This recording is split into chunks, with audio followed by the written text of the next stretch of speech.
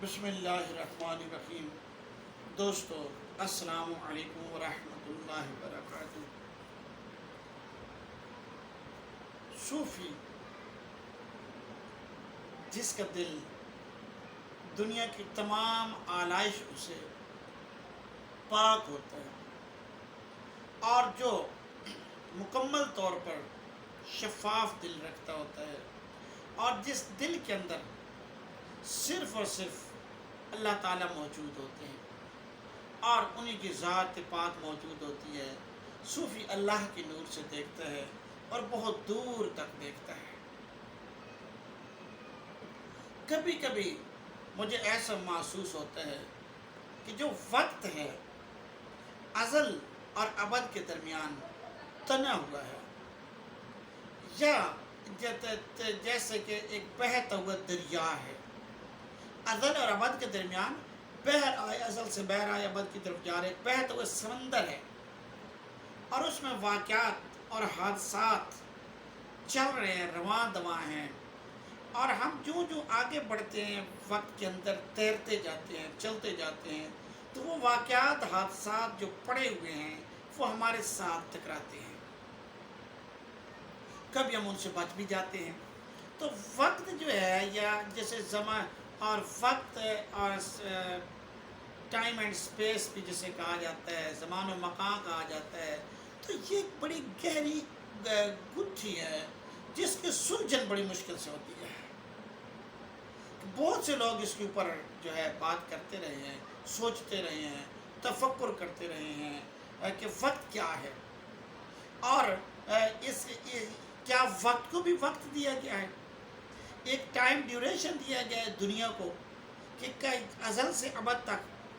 تو یہ بہرحال تفکر اور تدبر کی باتیں ہیں جس پر ہمیں غور کرنا چاہیے، ہمیں سوچنا چاہیے کہ وقت کیا ہے، زمان و مکان کیا ہے، ٹائم اینڈ سپیس کیا ہے، اور اس کے اوپر جو حادثات، واقعات، سانحات بہہ رہے ہیں اور ہم بھی اس کے اندر بہتے ہوئے جا رہے ہیں۔ وقت کے اندر جو ہم آگے چلتے جاتے ہیں تو ہماری زندگی کے دن بھی گھٹتے جاتے ہیں، اور ہمارے جو نئے نقش ہیں وہ بھی اس کے ساتھ ساتھ گویا کہ مٹتے جاتے ہیں، اور ایک وقت آتا ہے کہ وقت ہمیں بہا کر لے جاتا ہے۔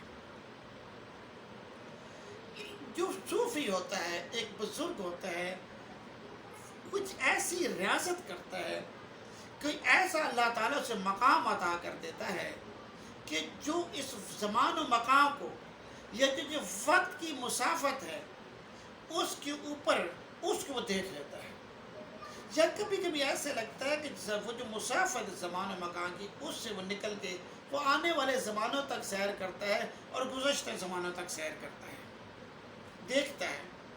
اللہ تعالیٰ اسے دکھاتا، اللہ کی عطا سے، یہ بات ذہن میں رکھیے، اللہ کی عطا سے۔ تو مجھے اس حوالے سے ایک واقعہ یاد آتا ہے، اور وہ حضرت فضل کریم رحمۃ اللہ علیہ کے حوالے سے آتا ہے۔ میں آپ سے پہلے بھی کئی دفعہ ذکر کر چکا ہوں کہ آپ اپنے عہد کے ایک عظیم الشان صوفی تھے، ایک عظیم الشان فقیر تھے، ایک عظیم الشان ولی اللہ تھے۔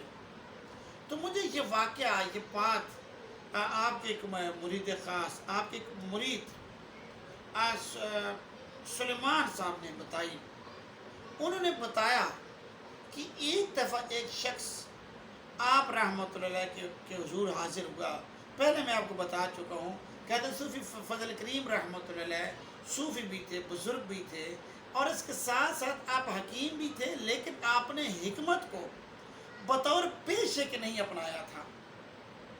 آپ نے حکمت کو پیشے کے طور پر نہیں اپنایا تھا، آپ مفت دوائیاں دیا کرتے تھے۔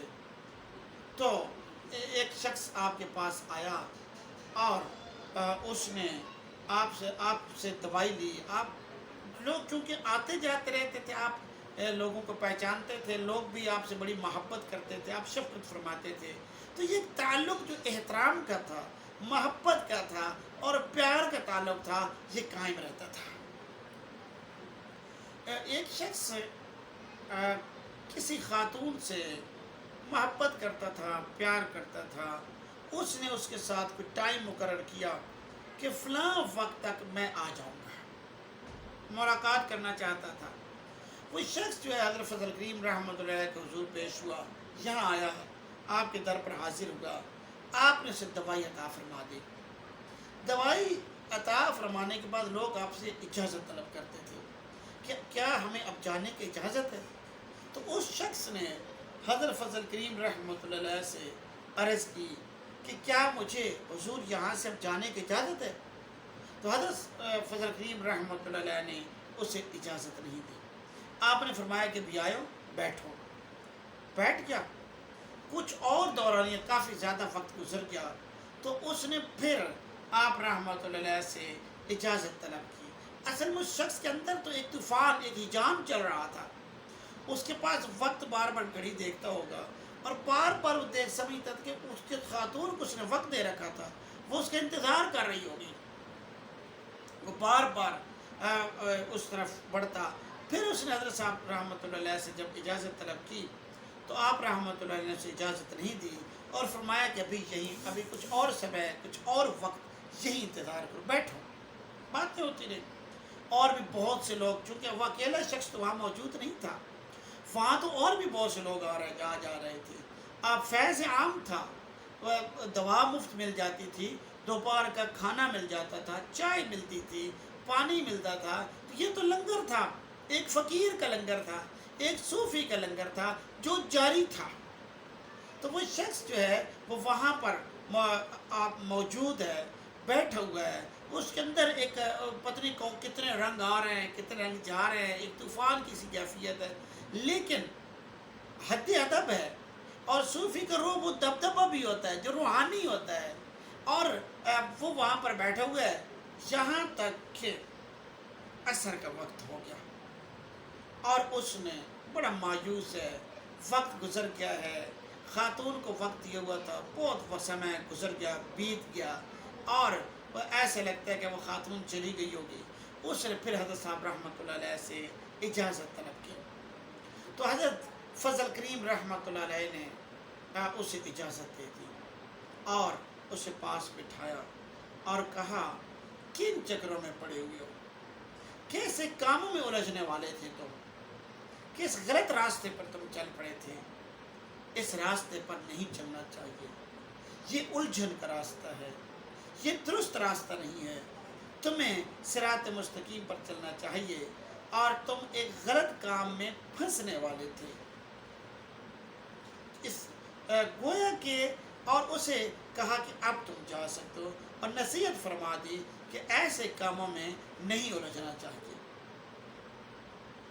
ناظرین محترم، غور کیجئے، میں جو ابھی آپ کو کہہ رہا تھا کہ وقت کے اندر واقعات اور حادثات چل رہے ہیں۔ ایک ولی، ایک صوفی جو اللہ کے نور سے دیکھ رہا ہوتا ہے اور دور تک دیکھ رہا ہوتا ہے، وہ کس طرح سے آنے والے بہت سے واقعات اور حادثات کو دیکھ لیتا ہے۔ اور میں نے حضرت فاروق اعظم رضی اللہ عنہ کے حوالے سے آپ کو کہا تھا کہ کسی گزشتہ نشست کے اندر کہ کس طرح سے انہوں نے ساریہ جو ان سے بہت دور بیٹھا ہوا تھا، اور خطبے کے دوران آپ نے ساریہ کو آگاہ کر دیا تھا، آپ نے وہاں سے پکارے تھے، ساریہ نے وہاں بات سن لی تھی، آپ سارا کچھ آپ دیکھ رہے تھے، اور آپ نے ساریہ کو آگاہ کر دیا تھا کہ یا ساریہ الی الجبل، اور وہ اس نے آواز بھی سنی اور وہ سنبھل بھی گیا تھا۔ یہ ہم نے کسی گزشتہ نشست میں بڑی تفصیل کے ساتھ بات کی تھی۔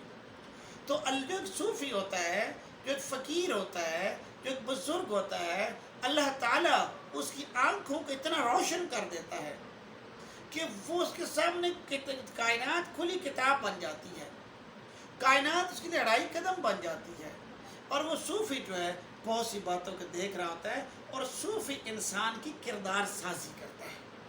یہ بات یاد رکھیے کہ جو صوفی ہوتا ہے وہ انسانوں کی کردار سازی کرتا ہے، اور وہ اس کی حد الوسع کوشش یہ ہوتی ہے کہ برائی کے راستہ چھوٹ جائے، اور جو راستی کا راستہ ہے اس کے اوپر جو انسان ہیں وہ چلتے چلے جائیں، اور وہ کبھی ایک طریقے سے کبھی دوسرے طریقے سے دامیں درمیں سکھ لیں، جیسے کیسے بھی ہے، وہ کوشش کرتا ہے کہ انسانیت کو فلاح ملے اور انسانیت جو ہے وہ صراط مستقیم پر چلتی چلی جائے۔